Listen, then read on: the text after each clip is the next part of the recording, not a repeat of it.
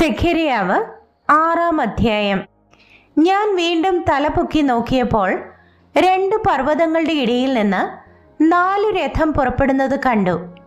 ആ പർവ്വതങ്ങളോ താമ്രപർവ്വതങ്ങളായിരുന്നു.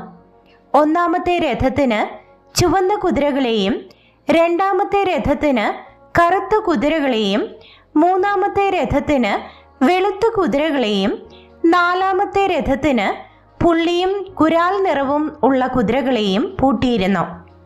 എന്നോട് സംസാരിക്കുന്ന ദൂതനോട്, യജമാനനെ, ഇത് എന്താകുന്നു എന്ന് ഞാൻ ചോദിച്ചു. ദൂതൻ എന്നോട് ഉത്തരം പറഞ്ഞത്, ഇത് സർവഭൂമിയുടെയും കർത്താവിന്റെ സന്നിധിയിൽ നിന്നിട്ട് പുറപ്പെടുന്ന ആകാശത്തിലെ 4 കാറ്റാകുന്നു.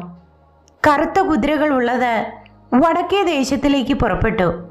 വെളുത്തവ അവയുടെ പിന്നാലെ പുറപ്പെട്ടു. പുള്ളിയുള്ളവ തെക്കേ ദേശത്തേക്ക് പുറപ്പെട്ടു. കുരാൽ നിറമുള്ളവ പുറപ്പെട്ട് ഭൂമിയിൽ ഊടാടി സഞ്ചരിപ്പാൻ നോക്കി.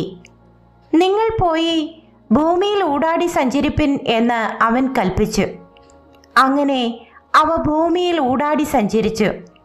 അവൻ എന്നോട് ഉറക്കെ വിളിച്ചു, വടക്കേ ദേശത്തേക്ക് പുറപ്പെട്ടിരിക്കുന്നവ വടക്കേ ദേശത്തെങ്കിൽ എൻ്റെ കോപത്തെ ശമിപ്പിച്ചിരിക്കുന്നു എന്ന് പറഞ്ഞു.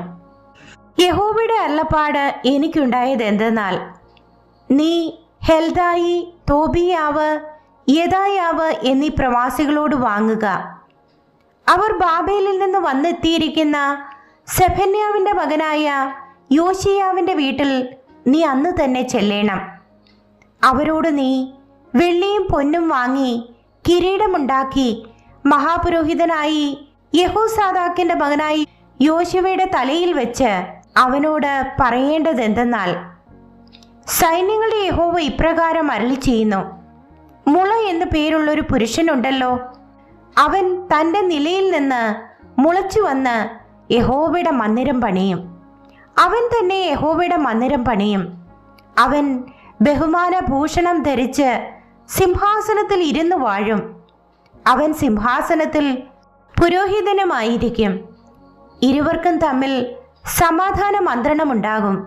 ആ കിരീടമോ ഹേലേം, തോബിയാവ്, യെദായാവ്, സെഫന്യാവിൻ്റെ മകനായ ഹേൻ എന്നിവരുടെ ഓർമ്മയ്ക്കായി യഹോവയുടെ മന്ദിരത്തിൽ ഉണ്ടായിരിക്കണം. എന്നാൽ ദൂരസ്ഥന്മാർ വന്ന് യഹോവയുടെ മന്ദിരത്തെങ്കിൽ പണിയും. സൈന്യങ്ങളുടെ യഹോവ എന്നെ നിങ്ങളുടെ അടുക്കൽ അയച്ചിരിക്കുന്നു എന്ന് നിങ്ങൾ അറിയും. നിങ്ങൾ ശ്രദ്ധയോടെ നിങ്ങളുടെ ദൈവമായ യഹോവയുടെ വാക്ക് കേട്ട് അനുസരിക്കുമെങ്കിൽ അത് സംഭവിക്കും.